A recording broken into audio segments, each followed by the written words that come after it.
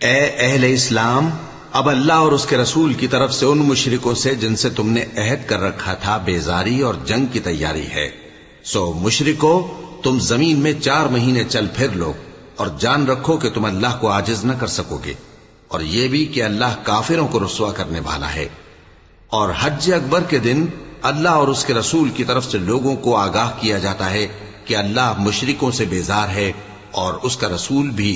اب اگر تم توبہ کر لو تو تمہارے حق میں بہتر ہے، اور اگر نہ مانو تو جان رکھو کہ تم اللہ کو ہرا نہیں سکو گے۔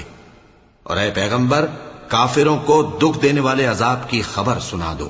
البتہ جن مشرکوں کے ساتھ تم نے عہد کیا ہو اور انہوں نے تمہارا کسی طرح کا قصور نہ کیا ہو اور نہ تمہارے مقابلے میں کسی کی مدد کی ہو، تو جس مدت تک ان کے ساتھ عہد کیا ہو اسے پورا کرو کہ اللہ پرہیزگاروں کو دوست رکھتا ہے۔ پس جب عزت کے مہینے گزر جائیں تو مشرک